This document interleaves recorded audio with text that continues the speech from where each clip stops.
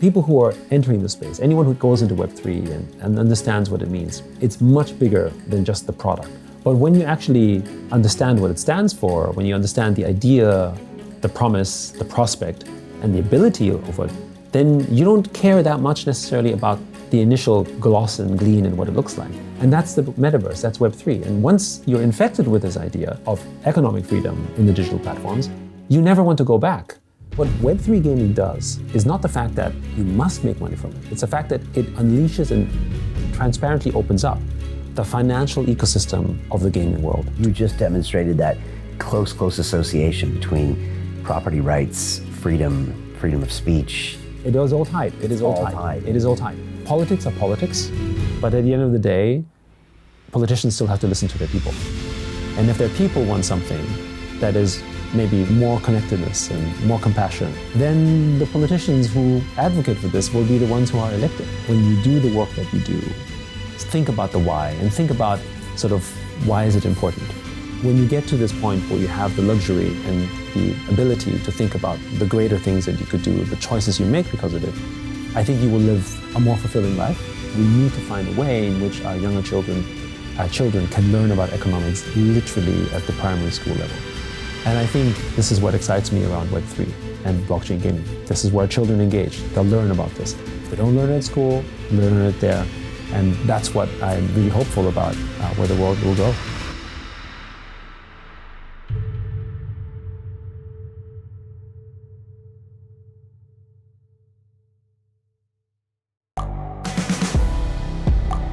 The world is changing.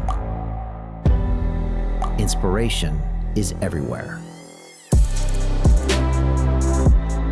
It has never been so easy to connect, share, and bring people together. We're learning from others and finding the best in ourselves.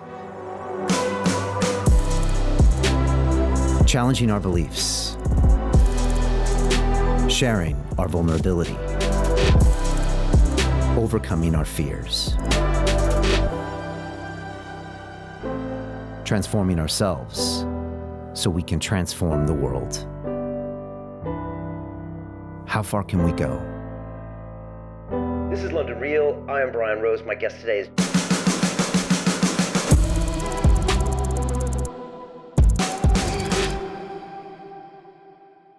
This is London Real. I am Brian Rose. My guest today is Yat Siu, the entrepreneur, investor, business leader, and gaming pioneer.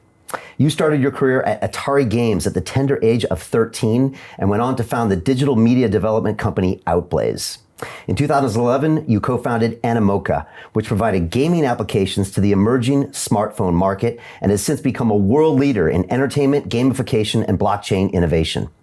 Animoca Brands is now valued at close to $6 billion after your successful $110 million raise this year.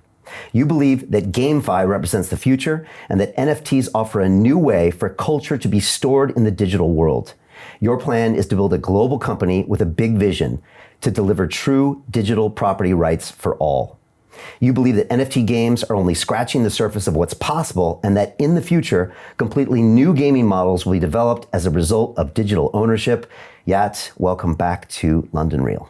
Thank you. And that was an amazing introduction. We're going to have to use that every time. I always tell people you are the guy to speak to about Web3, gaming, Metaverse, and the future. And honestly, when we spoke a year ago, it was remote because you were in Hong Kong, but I quite frankly didn't understand the Metaverse. And then after our conversation, I actually understood it.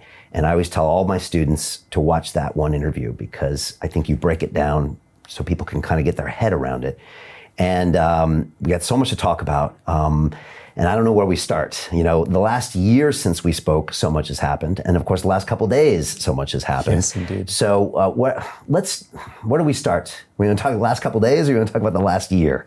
Well, I mean, I think, let's address the elephant in the room, right? Last couple of days.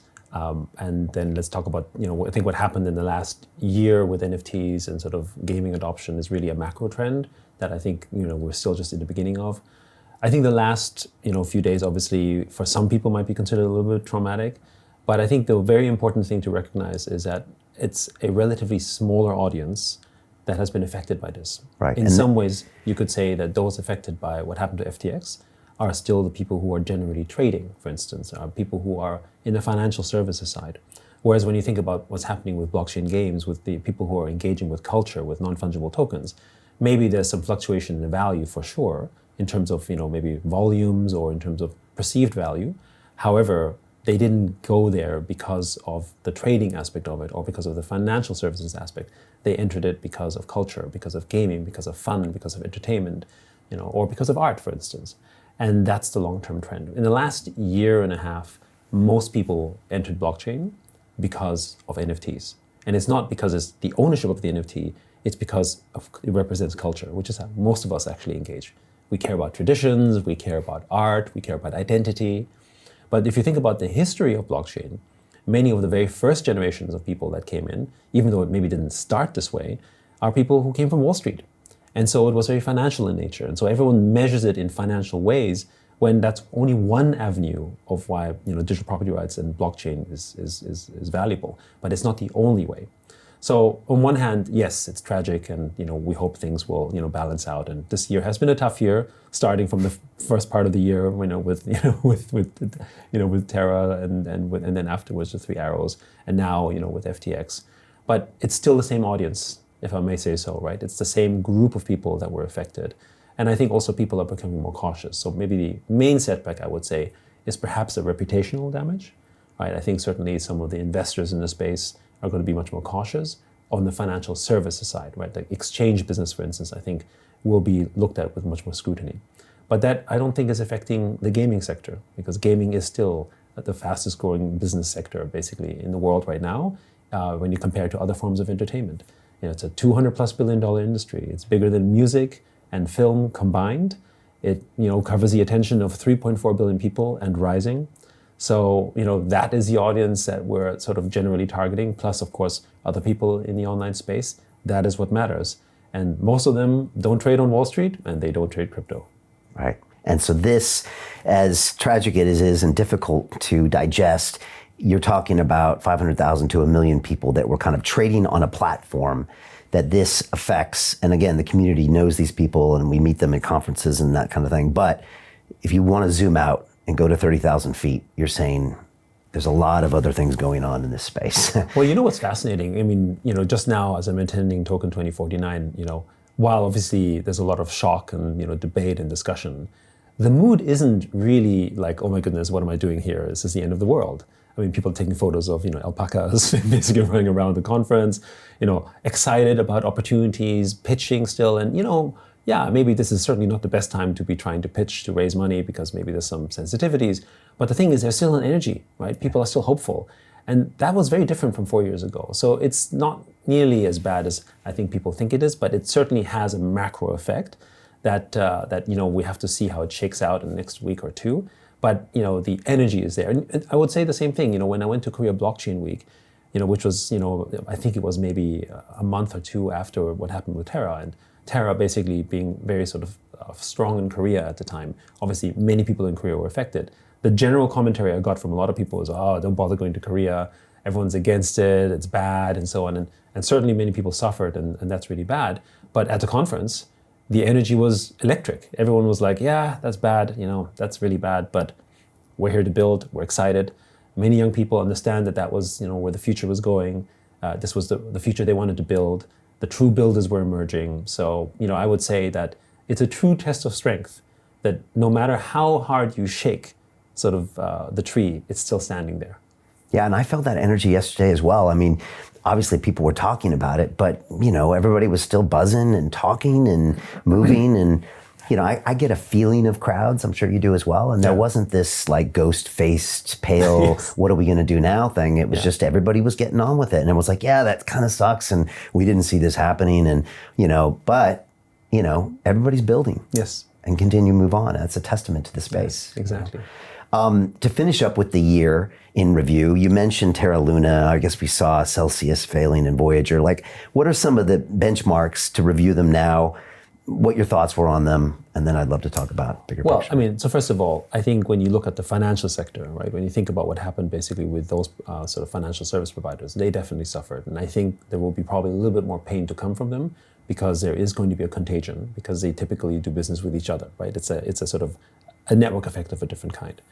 But the other stat we should basically look at for this year is, what went into Web3 investments. Billions of dollars just in Web3 gaming investments in these last 3 quarters, over $3 billion. And the entire space itself, I think, was, maybe even double that in the area of Web3. And we're not talking about just the first half year. We're talking about even just the last quarter. I think it was just $1.8 billion invested in the space.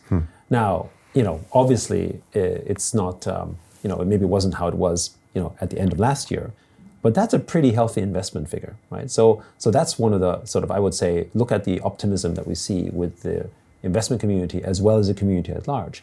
Take a look at, for instance, what happened when NFTs were dropped to the Reddit community and what that did for interested people in the adoption. This is the year in which ApeCoin, for instance, launched as well, which was, and many of sort of really fascinating sort of blockchain games came out. So that's exciting. And then on the policy side as well, places like Hong Kong, which always was viewed in the past as, is it kind of like a policy like China? Are they anti-crypto? Has come up with a sort of virtual asset regime, embracing basically digital assets, talking about the fact that retail should be able to trade crypto, for instance, right? I mean, that's a big, big change, right? And then more importantly, when I was having dinner at the end of the sort of session with the the Secretary for Financial Services, a minister in Hong Kong, Secretary of Financial Services in the Treasury, he showed up in a punk outfit. So of course I had to match it with my Bored Ape outfit, both from Vivian Tam, who is a Hong Kong fashion designer making NFT-based fashion, right? But she's a global fashion icon, right? So and she showed that in, for instance, New York Fashion Week. So it's almost like you have 2 parallel worlds, right? Where you have one area where the world of sort of, let's call it, metaverse, blockchain, Web3 culture, despite everything, is continuing to rock, is continuing to go really sort of, full on. And yes, the markets are sort of, volatile, but, they're soldiering on and they're super excited about it. And then, of course, you have a little bit on the sort of, let's say, pure financial side, maybe some people who are, of course, concerned. But one thing it definitely proves once more is actually, the decentralized platforms are fine. It's the centralized platforms that failed. The centralized platforms need to basically be watched over differently, clearly, as we have seen, because we can't see what's going on. Whereas the decentralized ones are transparent, they're open, you see everything, and therefore you can have more trust in those systems. So I think there is a silver lining around people understanding self-custody much more, around people understanding the value, or at least managing their risk differently, and appreciating actually what the value of true decentralization really is. Yeah, I remember a few months ago when Celsius failed, Dan Moorhead from Pantera Capital, who's been on the show, wrote an article that basically said DeFi worked. That's right. Look what it worked. And it was funny because you could see Celsius trying to liquidate some of their positions and all the DeFi protocols were working. They were pieces of computer code that had collateral locked in, and you couldn't get it out unless you did the thing you were supposed to do. And that was the big message, although to the public it didn't work. But if you drove down, it was the centralized finance. Correct. And it's all the same things that happen when humans get involved with balance sheets where there's leverage. And this has happened in the financial industry for centuries. Yes. And it just happened again in Yes. the last 2 days. And it happened a few times before. So you're right, DeFi worked, and maybe we're getting proven these lessons. Like putting your hand on the stove sometimes, that's just showing you, okay, custody lessons, DeFi lessons as well. And we have to learn going forward. Yes, absolutely. You mentioned the thing about Hong Kong, and I just want to spend a little more time on it because I think it's important. First of all, you're a Hong Kong native. You love, well, not native, I mean, you obviously grew up in Austria, but you call it your home. It's my home, yes. You're a Hong Konger, I would say. That's right, yes. And you guys are an interesting lot. You guys stick together. You're a real specific type of person. But talk to me about this policy because, we'd heard a couple years ago that China was banning crypto, and now they've come out with this very kind of like pro-crypto, area for Hong Kong to move forward. And everyone's like, wait a second, is this right? I just saw the latest conference for the Communist Party where it seems as if they're going away from some of the capitalistic ideas, and I'm trying to get this in my head. So you're on the ground. What's really happening? Well, I think one of the things that most people don't appreciate is that Hong Kong has always been this very liberal capitalist environment, where if you think about it historically, it's always been the trade center, really in and out of, for China. It's still the only place in which you can do renminbi, for instance, exchanges.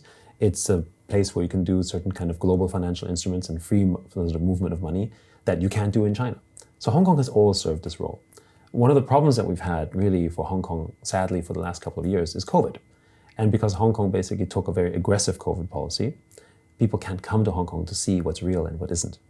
And so the only thing you can do is see what the media is saying. And in the last couple of years, I think the media has been somewhat unkind to Hong Kong and sort of created the association that Hong Kong is China. And while, of course, Hong Kong is a part of China, it is still a separate place. It has its own laws. I can get the BBC, right? I can do all the things that we can do in the free world. And that includes crypto. Now, the difference about sort of digital assets before is there wasn't a policy direction for a while. And so people simply assumed that whatever the policy you have in China must therefore also be in Hong Kong. And this completely sort of demonstrates that that's not the case. And in fact, Hong Kong was never this point, never like this anyway. The exciting thing is that Hong Kong has basically demonstrated that they want to have virtual asset leadership.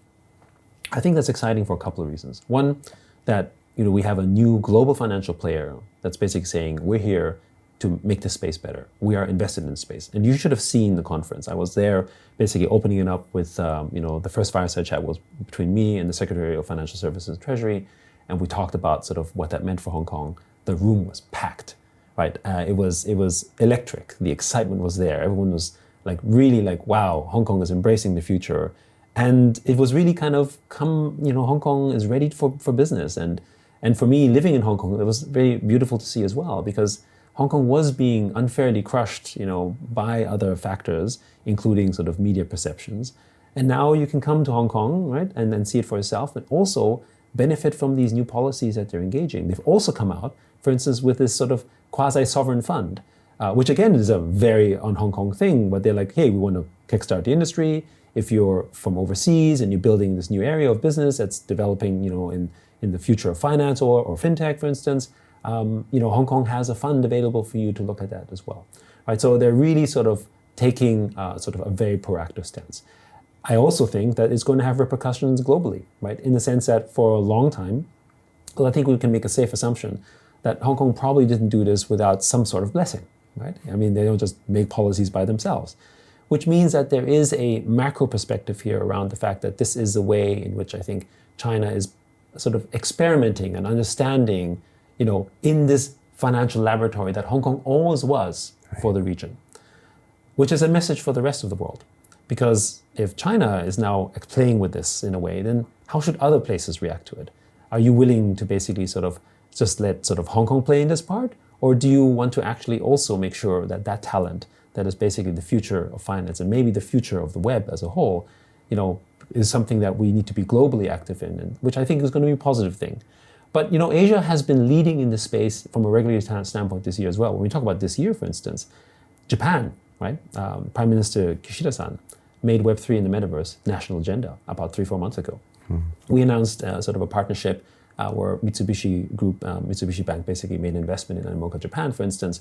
But, aside from the fact that you have, basically Japan's biggest bank may sort of invest in us in Japan for building Web3, is very much an indication where, as a nation, they want to go, right? And I think this also is really exciting. So the region is waking up to this.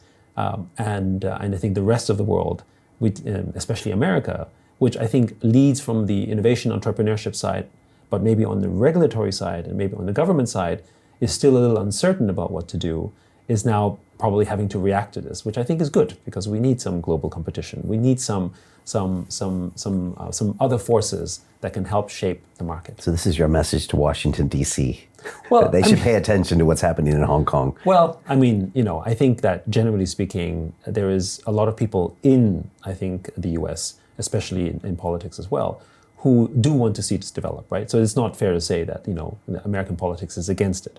But there's definitely division around it, which is very clear, right? And I think one of the things to think about is, what do they, the lesson is, well, why is Japan focusing on this? Why is Hong Kong, or, maybe by definition, China, for instance, looking at this? Why do they think it's important? Maybe what are we not seeing that we should understand better? I think that is the message here, because, we all recognize that there's different perspectives that have great value to each other. And so does something happen in Hong Kong without China knowing about it or being involved? Well, I mean, certainly many things would happen in Hong Kong without sort of, China knowing about it. But when it comes to financial policy, when it comes to regulatory policy, I do find it, again, I have no confirmation of this, but I do find it very difficult to believe that this wasn't done with any kind of appropriate consultation, because after all, this has a big effect, I think, on the direction of where Hong Kong is going to go. Right. And I might ask my friends down the road here in Parliament here in London to also open their eyes to that. Well, I mean, your new Prime Minister Yeah. appears to be, at least historically, very positive towards this, which I think is also interesting. And I think the UK, I think from a legal perspective, is now actually, I was reading somewhere that they were really looking at digital property rights as something, to look at from a legal perspective, which before they haven't considered. So I am, it is beginning, right? And so I'm actually quite hopeful about this. And I think these are the kind of developments that have happened this year that really isn't spoken about much, because we're all focused on the blow-ups, right? We're all focused on sort of what the drama of what's happening in sort of, what happened to SPF or what happened to Three Arrows. But actually, the inner workings of the stuff that's laying the groundwork, the policy work, the fact that governments are pushing this, for instance, that's not spoken about enough, but that's the real powerful stuff. Because at the end of the day, the stuff that we're reading in the media only, affects a small percentage, a small population of the world. What will affect, the rest of the world in a big way is policy. Right. Yeah, and you're right. Rishi Sunak is traditionally pro-crypto. The UK, which has traditionally lagged a bit in major blockchain developers being located here. We've got Aave. You guys, Animoca, just opened up an office here, which is great. We just announced it yesterday. Had an opening. Yeah, congratulations on that. Welcome. Thank you. We welcome you here. Yes. And we love it here. Yeah, it's a great place to be. Obviously, a traditional financial capital. Great history. Does Brexit hurt us when it comes to bringing talent in there? We'll see. Hopefully we continue bringing talent, but I always worry about that. So that's good to see. Let's just mention, while we're on DC for now, you've probably watched the American policy change a lot, even in the last few years. And people argue now that the next presidential candidate will probably be pro-crypto, and that now to run for office in America, it's probably smarter to be pro-crypto, because they've kind of looked at the audience, and most people, would rather have a candidate that is pro-crypto. It's the best way to get elected. Now, I ran for mayor of London here in 2021, and I realized that all candidates care about two things: votes and money. And if they believe that the people really want that, it seems like they might change policies. Now, that might contrast with Gary Gensler, who is in the SEC, who's an appointed position, but also that can change over time. And so I was just curious about your perspective of policy in America, where it might be going. So I think the policy aspect in America, at least from our own observation, relates a little bit to sort of where the sentiment lies. I think less about crypto, although crypto is part of the narrative, but more about capitalism.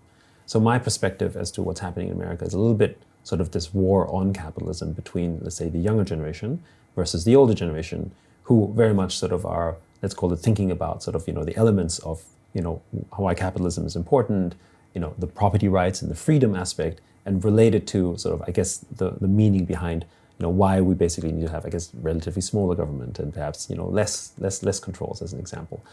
Whereas I think, the recent study, and actually studies in the last couple of years, have revealed that, I think most Americans under the age of, I think it was 30, actually are socialist leaning. And this idea that Americans could even talk about socialism 10 years ago would have just, probably had you kicked out of the country, right? Yeah. And now it's a political movement, and it's not just culminated or actually developed things like Bernie Sanders, who are all, by the way, well-meaning, right? The whole point is that they see a problem. Right? Young people don't really have an opportunity in America the way that they sort of their parents' generation had, for instance. The opportunity wasn't there. So capitalism hasn't worked for them. So the consequence, therefore, is that when we think about the backlash that we see this, for instance, in gaming, sort of non-fungible tokens and sort of, I guess, blockchain in gaming is very much popular in Asia, right? I mean, all the Korean and even Japanese game companies in Southeast Asia are all embracing it right now and saying this is the future and building towards it. Obviously we're in Hong Kong, but we're a global business and we can see the numbers grow.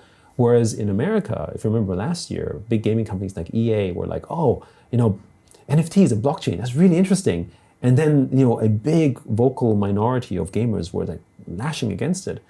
Our feeling is that this isn't so much about, this fear of sort of introducing a new technology as much as it's a fear of introducing capitalism, which hasn't worked for them in the real life, basically into the digital world, which is basically where most of their time and attention is, where they actually have, where their society is, where their friends are, and where they aren't judged necessarily by how much money they have, because that is what is happening in the real world. Mm-hmm.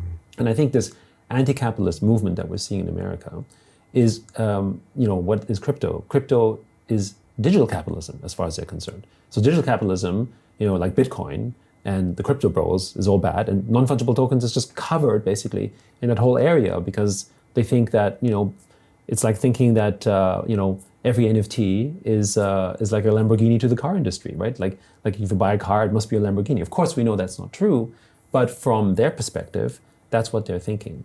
I say this sometimes, where I think the American dream is much more alive and well in Asia than it is in America. And it is somewhat tragic because the American dream is what people around the world aspire to. And I think this has a lot to do with the fact that basically Americans generally, the younger generation, are doing worse off, right? And I think this is the political climate. So when we talk about a pro-crypto, let's say, sort of politician emerging, it has to solve with it sort of, and has to explain why actually blockchain and crypto is beneficial for young people, why it becomes more financially inclusive, why it can create more equity. And we believe that very firmly, but with that comes a lesson in capitalism. With that comes a lesson in property rights, which is something that we also have to overcome as to people understand, oh, what does physical property mean? That's what this means in terms of the ability to have freedom to transact and to have actual economic freedom. Well, the same is true for digital freedom, right? Many of, we spoke about this in the last show, many of the people who use Instagram or even TikTok, right, or Facebook, for instance, don't actually understand that the data that they're using on these platforms has value, right? And actually that they're mining, literally strip mining your ideas and your time and your attention and make money from it. Digital colonialism, you call it to me. Digital colonialism. Taking your data and selling it back to you. Correct. And on top of that, we're now still in a kind of digital feudalism. And because they don't fully understand that, they're sort of railing against it in a different way, but they don't understand that actually, if I at least have the freedom to know what it's worth, then someone else can basically give me better value for it. And I think this is the point, right? Because Facebook derives so much value. Actually, all the platforms, even Apple and Google in their own ways derive so much value from our time and attention. Why don't they share some of that back to the people who are actually providing that service? And therein lies the big problem, right? Because the value that they're generating actually goes entirely into, of course, their balance sheets. And it doesn't even sit in America as an American corporation. It's like in Ireland or something, which has, been optimized for taxes. And while we understand from a corporate perspective why they would maybe do that, it actually is against the spirit because you're making money in America. How come you're not giving back to America, right? Just imagine if, Apple and Facebook took 1% of their balance sheet of cash and reinvested it in startups in America, what would happen to the ecosystems that they're trying to construct? It would be bigger than the biggest venture funds that we all talk about. It would be bigger than A16Z's fund or Sequoia and, Kleiner Perkins and these sort of incredible venture funds that are out there. They have that capacity to do so. It used to be that we would receive taxes and then those taxes would then go into social services, and that's not happening. So I think this is the problem about sort of where the classic form of capitalism, shareholder capitalism, has basically gone wrong and has disenfranchised all the new people emerging into the space, which is the young people, because they can't participate. And this is why Web3 is so exciting, because it really transfers what was a kind of shareholder capitalism words where the zero-sum outcome where only a small number of people would benefit into stakeholder capitalism. Because every time you own land, for instance, in Sandbox, you're not just a customer consumer, you're a customer owner. You now have a stake in its success. Whether it does well or not is maybe not the reason you purchase it, but you are a participating member in the society, in the culture that would be, for instance, Sandbox, or Phantom Galaxies, or Rev Racing.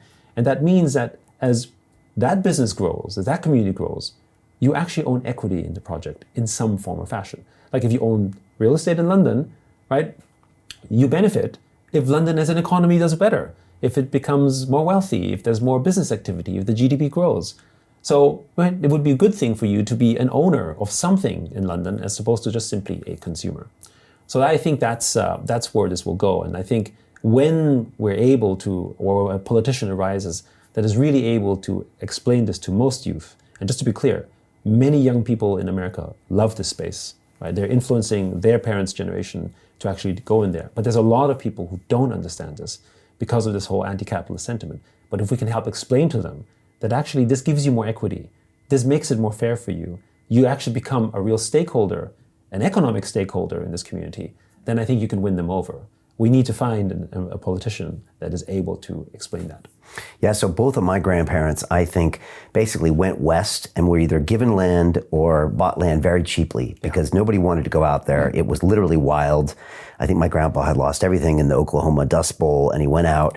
And I remember I was in Arizona and my grandma drove by a field and she said, "You see that field?" She said, "Your grandpa pulled stumps out of the ground for 2 years before he could plant his crops." And you watched me not complain the rest of the day. Yes. And so they understood property rights because they knew if they owned that, then that's how they could live and build a business. And so that first early generations of America got it. Now, as we go a few generations more, people that maybe they haven't really felt capitalism or the property rights and how it's an important part of their livelihood. So they're starting to question that and say, why do we need this? And should we have more of a socialist or communist standpoint? And maybe we shouldn't own things and maybe we should vilify billionaires, et cetera. And so then when they look at crypto, they say, oh, you guys are just part of them. Right. You guys are trying to make the money. You got the billionaires that maybe aren't billionaires anymore, doing all these things, and the NFTs that are going for ridiculous amounts of money. And they say, oh, you're part of that capitalist crew. And I think what you're trying to say, Yat, is actually, no, we are bringing in a system that, because at the same time, those younger people forgot to own their data. So the Web2 companies came about when they were all coming up, and we just gave our data away for free because we didn't know any better. Exactly. Just like the old, colonial forces did, including the UK, when they would go to, say, Africa, they would give us all their resources away for free. Right. So they're in this worst of both worlds scenario where their digital data is given away for free. So you need to re-educate them and say, guess what? Web3 is the best way to combat both, to get ownership of your digital rights, to understand why that's important, but also to exercise democracy in the form of DAOs, et cetera. Yeah. If you look at, for instance, the sort of my parents' generation, from Asia, for instance, right, Chinese immigrants, they had no property rights, literally in their generation. Right? These are people who basically fled the country for a reason. Of course, things are much better, and now you have respect to property rights in China. And really, think about that. Without property rights, China would not be the economic miracle that it is today. There's a very clear parallel, right? All countries that have, basically property rights do economically much better, significantly better than the countries that have none or sort of almost no property rights, right? This is an established sort of data point. That's probably the most important point of this entire conversation. Yes, well, because if you can understand that and apply it to digital, that's everything you're all about and Animoca is all about. Yes, correct. And the whole point on that is that then when you own the property, the freedom to transact and the economic freedom attached to it is entirely yours, and you can do whatever you want with it. Being able to sell it is only one level of that sort of economic freedom. Blockchain gaming, for instance, one of the biggest innovations in the space that really took off when we spoke last year was something called play to earn, right? Now, a lot of people get confused about play to earn sometimes because they think that the value that was generated from play to earn, did it come from thin air? It was just the tokens? Was it just communities? It's kind of a similar sort of, Ponzi scheme. But actually, what really happened was that the gaming ecosystems already generate a lot of value, and this was a way in which basically the data paradigm could be fairly valued. And let me explain that. The gaming industry is a $200+ billion industry right now. However, of those $200 billion, the platforms take 30%. Right? That's on top, right? So that's a lot of value that goes to Apple and Google and Steam, right? So that's number one. Number two, roughly $110 billion in app install revenue will be going to these same platforms this year alone. Last year was I think $96 billion. So it's still going up. Gaming generally is a pandemic and recession-proof industry because it's cheaper than going to the pub, for instance, right? You basically go play games at home, and it's also very social, and for this generation is actually perhaps the preferred way to socialize. So that means that of the $200 billion, something like 70% of that value goes straight into the platforms. How much of that money actually goes back into the gaming industry? And the short answer is almost zero. So that's the most extractive tax you can think of. So what Web3 gaming does is not the fact that, that you must make money from it. It's the fact that it unleashes and transparently opens up the financial ecosystem of the gaming world to everyone to see. So if you want to play the game for money, you can, but you don't have to. But you can play, but at least you know what it's worth. That means intermediaries can start coming in and providing better services or other services. So play to earn became possible, not because someone invented a system where you can basically sort of earn from the gameplay. I mean, happened actually because Yield Guild Games came in and created that system. It came from ownership first. The bedrock was I can own an Axie, and then I can rent that Axie to someone. And the gaming guild came about and said, oh, I can make a business out of this. And that is actually what happened. A network effect was created, and that is actually what made Axie big, not the fact that Axie entered the Philippine market, had a big marketing campaign, invented play to earn per se in and of itself. Actually, it was an invention that you could argue is maybe co-created by the people who were building the guild system because they saw that opportunity, because they had ownership. So ownership is the bedrock of that. After this, everyone else can create new services on top of ownership, right? Because I have ownership, I can sell it to you. Because I have ownership, I can maybe give it to someone for, a mortgage, for instance. Because I have ownership, I can apply it in 10 different games, right? And if you just observe everything you own physically, not even digitally, just physically, just count the number of network effects that are possible with the one kind of thing that you own. How many things can you do with the watch that you own, or the car that you own, or the shoe that you own, or even the clothes that you own? What number of services and what number of employment have been attached around just the fact that you own these things? And when you start counting them up, you go, wait a second, it's much more than just the purchase of that item. There's a whole ecosystem.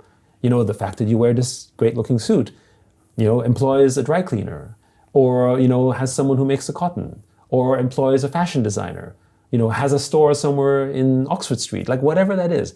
That entire ecosystem comes from just this simple principle that you can freely own this item and you can transact with it freely, and someone else can do business with you just because you own that. I think that is sort of really important. And, we don't teach that at school, right? People go and graduate from school and don't understand, from high school in this case, don't understand actually, why the world of economics works this way.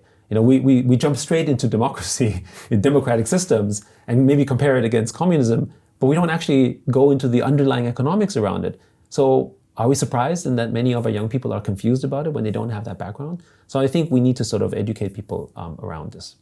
Yeah, I guess as Gordon Gekko would say, capitalism at its finest. Right. Which is kind of true. And what was it, Adam Smith that called it the invisible hand? It is the invisible hand, indeed. Right? Yeah. Where you grant this one thing that you own property, and then you watch what happens around it. You watch and then there's a market, there's a bid, there's an offer, and then this grows. Capitalism is the reason why we have this innovation. Right? You're not going to have sort of this innovation. I mean, what made America and still makes America the most innovative country in the world is the fact that it still has sort of this incredible amount of innovation, disruptive innovation that you're able to do because there is an incentive to do so. And the problem is that because of the method in which capitalism is currently extracted, because of machine learning and AI and all that kind of stuff that's happened now, and technology in particular, the feeling is that capitalism has become extractive. And therefore, by engaging in capitalism, you must be doing something bad, right? You must be taking away from something from somewhere because you're not actually appropriately sharing it with the ecosystem, which unfortunately has become somewhat true. We've basically created generations of, managers and business operators that are thinking in terms of zero sum. And we used to have governments that were, able to enforce antitrust, for instance, right? And sort of, lock down on monopolies. There's a reason why antitrust was invented, because the people understood that actually when you have a monopoly, it becomes actually the opposite of capitalism in the sense that it becomes anti-competitive, right? So the spirit of competitiveness still needs to be there. So this is why we're so excited about Web3, because Web3 has a naturally anti-competitive nature because the data is now sitting in an open paradigm. So that means I can come to you and say, oh, you're worth $5,000 for Facebook. I know that because I can see it on the public ledger. Come to me and I'll pay you $4,000 instead. At least, you're able to bid the fair price. Maybe, and then you as a customer can have a choice. Oh, I'll go there for money. Or maybe you don't go for money. For instance, many people choose a job, not because it makes the most money, but because it gives them the most satisfaction, because they want to be in this community, because they love it, right? So it's not, but it makes at least a decent living, and they choose that lifestyle over something else, right? It's, many of us don't choose something just because we make the most money out there.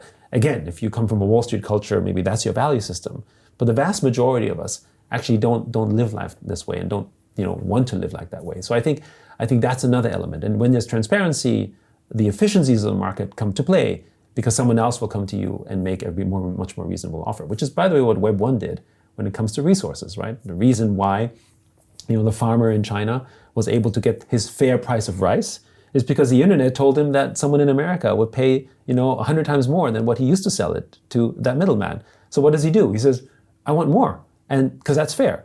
And if that middleman was not going to give it to him, someone else said, well, I'll do it for you, because there is a capitalist outcome. There's an incentive to do so. So capitalism is really important. It's just that we have to rethink and reform capitalism in this new data age. And actually, I think Web3 is perfect for that. It's fascinating how the blockchain and Web3 gives us a parallel look into kind of the things that we're doing. I don't know if you remember those old Star Trek episodes, like with William Shatner and Spock, and sometimes they'd be a parallel world and there'd be like them on the other side, but they were like slightly different, doing something different. And like Bitcoin kind of showed us this deflationary forward curve, and that there was a concept where, you have a fixed number of assets and you don't have money that you can print. And now, like you said, with the play to earn, we almost saw this ecosystem where you got to see like little, kind of in a petri dish of where property rights, yes, this organism grew. And again, a lot of people would say, well, that just happened in lockdown and these people in the Philippines. And you're like, no, take a step back. It's because there were property rights that all these ancillary businesses function on the back of it. And finally, some of the value of the gaming could go to the members of the community, correct, as opposed to in the Web3 world where it really is more like a socialist world there, where they take everything. If you take, for instance, one of the most popular games in the world out there, like Fortnite, for instance, the assets that are really, they're not assets, but let's call the virtual goods that people own are skins. If it was on chain, someone else, somewhere around the world, could literally open up Fortnite Fashion Week. And every person who was playing Fortnite could just simply go there with his skins and show it off, or maybe sell it or do whatever. And this could be an event, this could be an actual game, doesn't really matter. The freedom to do so for someone else. And the owner actually would be more delighted, right? It doesn't mean that every person has to do it. But I think many people will do it because it's just something cool. It's just something interesting. It's exciting. It's another way to experience it. Also, it makes the value and the utility of those same goods and assets in the original game more valuable and more interesting. So I think this is really the future of where that goes. If you think about the sort of ownership paradigm, when in a blockchain game, in the traditional app install economy, which as I said is like more than half of what people make in terms of the revenues in the gaming industry, instead of paying Apple and Google this value, which is over $100 billion this year, you end up giving it to the users because you incentivize them through ownership. It's like giving free land, for instance. Build on this land, or you can sell it.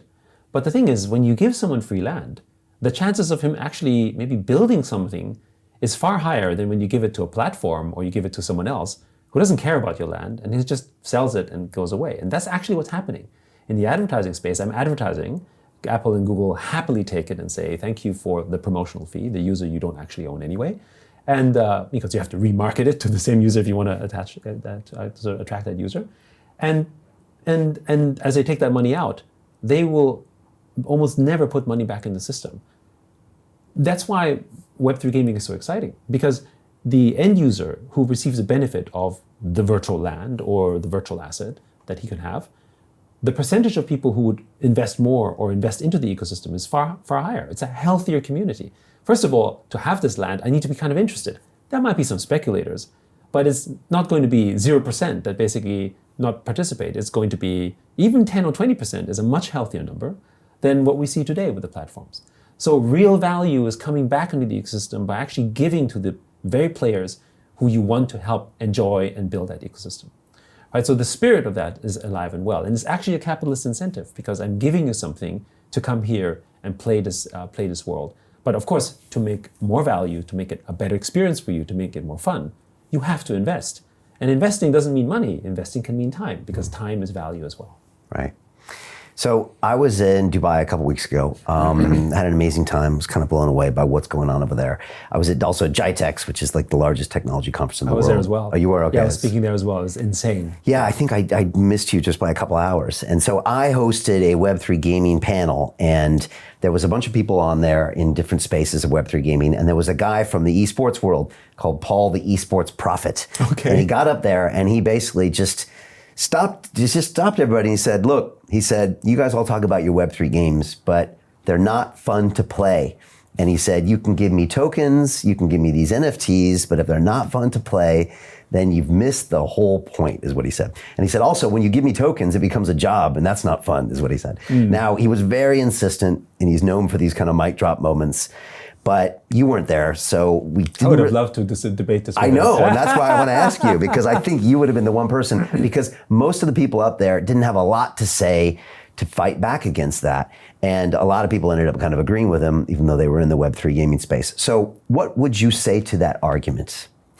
So first of all, to continue watching the rest of the episode for free, visit our website londonreal.tv or click the link in the description below.